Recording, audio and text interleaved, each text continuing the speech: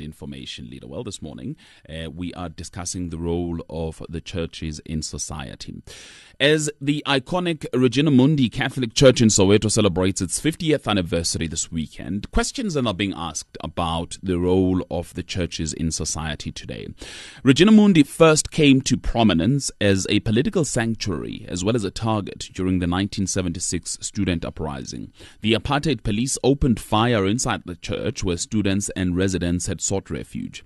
To the people of Soweto, the church made a difficult but very correct and very important choice to be on the side of the truth and justice. On the program at this time, let me start with the Catholic Archbishop of Johannesburg, Archbishop Buti Tlhagale. Very good morning to you, Archbishop. I thank you for your time. Good morning.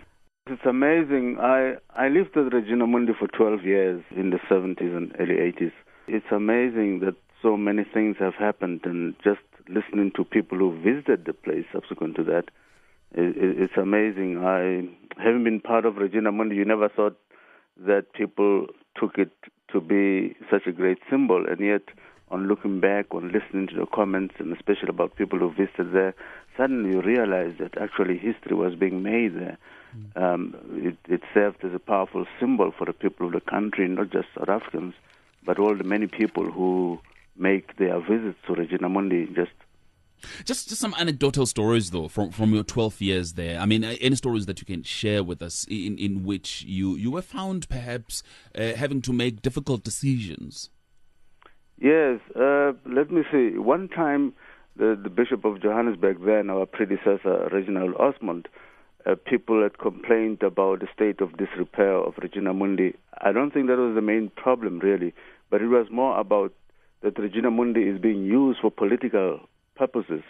And he was saying, perhaps we should not be offering it to people to hold political meetings there. And 1 June 16, he had said that the place should not be open to the public. But the public came, young people came streaming in. Normally they started coming in around 8 o'clock when the thing would only start at 10.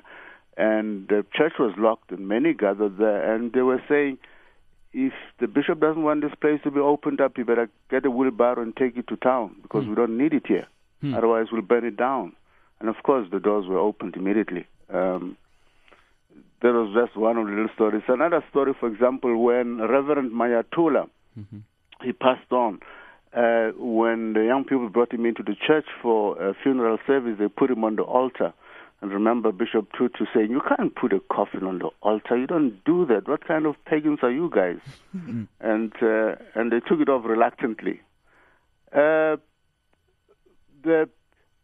of the things that happened almost each June 16th or March 21st, people would come there knowing fully well that the police would beat them up at the end of the service. The services normally ended up at 4, or at least they were forced to end at 4 because the police and the army would normally be out there, and they would beat people. So you'd have heaps of shoes at the church after every commemorative service.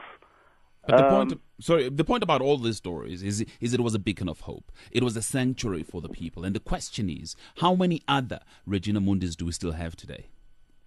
How many other? Probably, for example, Mudisa Omulemo Church in Diepkloof, that was also used. The difference is that these were small churches and therefore could not gather many people, whereas Regina Mundi became, I think, a venue for meetings by default. It was because it was the biggest church building around Soweto at that time. It could accommodate anything between 4,000 and 5,000 people standing. Virtually, people were standing on those occasions. They didn't even use the benches. So I would say that other churches throughout the country were being used. Elsies River, Cape Town, Wamashu, quite a number of places around the country that I know.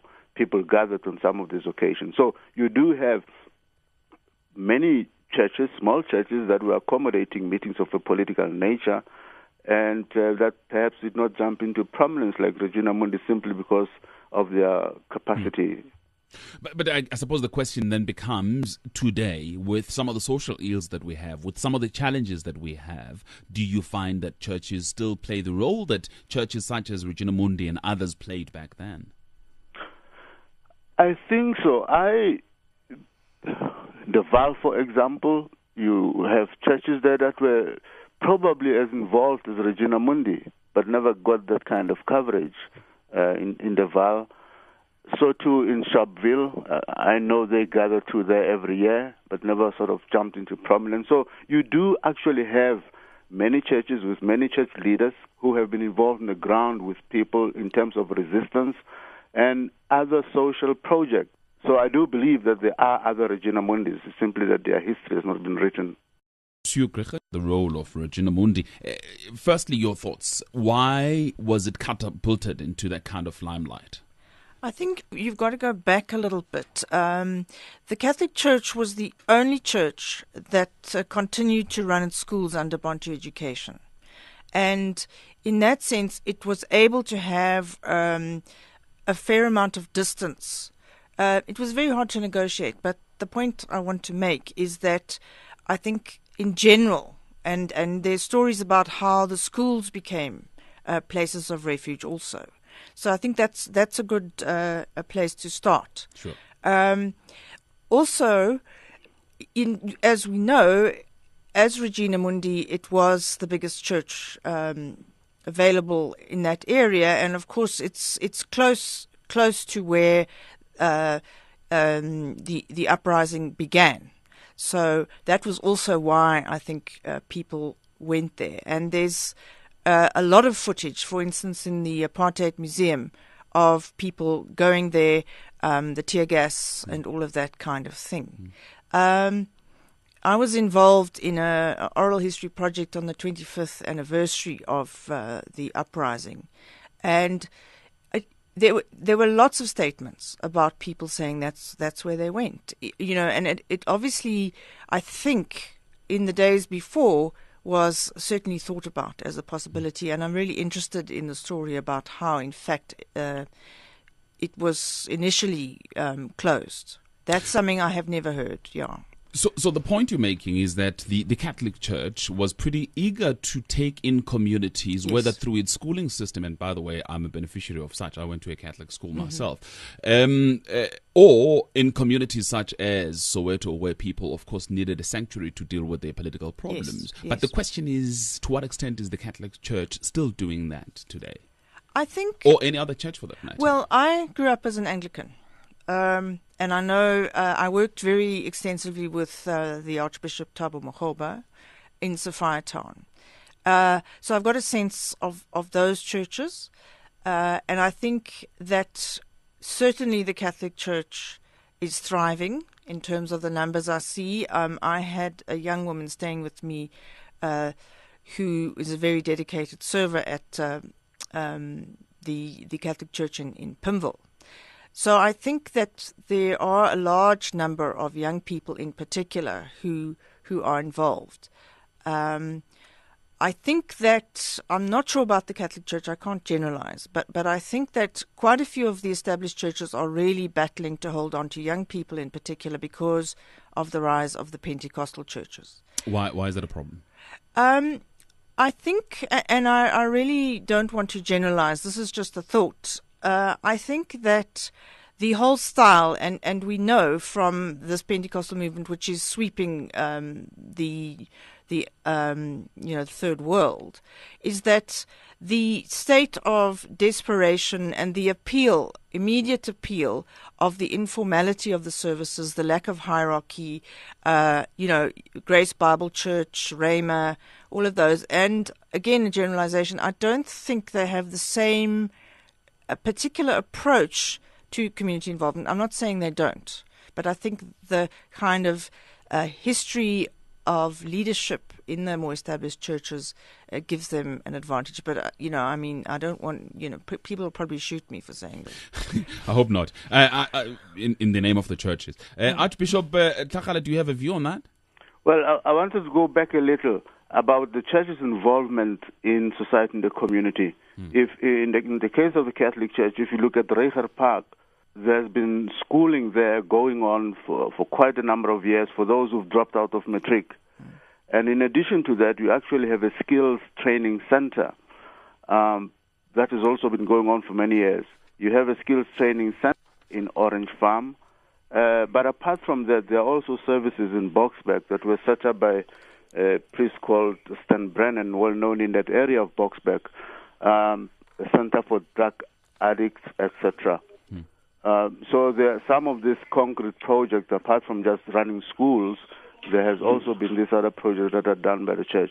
In terms of whether we're hemorrhaging as a Catholic church, young people leaving the church, very difficult to tell because we actually don't have the numbers, and it's going to be worse because Census Stats SA no longer include religious organizations in gathering statistics, so we won't know. We think we are probably losing young people, but those of us who are involved with the young people, I'm directly involved with the young people every weekend where I do confirmations of an average of probably around 250 to 300 young people every weekend who are being confirmed in the church.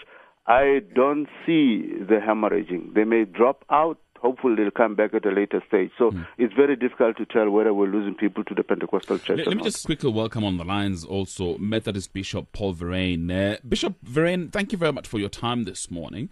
Of course, the discussion is really about the role of the churches in society, and we're comparing it to the past and whether or not they are still active today. What are your thoughts? I know you do a lot of work with communities, especially downtown Johannesburg currently, but what are your thoughts generally? Yes, I think that the church has a relevant and very important role to play in society at the moment on many different levels. It still has a very important role to play in terms of conscientizing people around their self-value. It has an important role to play in the bringing of healing to the society. I must be honest that I still do not think that we're complete. And I know that people are going to boo me at this, but I don't think that we are through the incredible pain that was caused in our previous history. I also think that the church has a very important place to play in giving some kind of center, spiritual center, to people.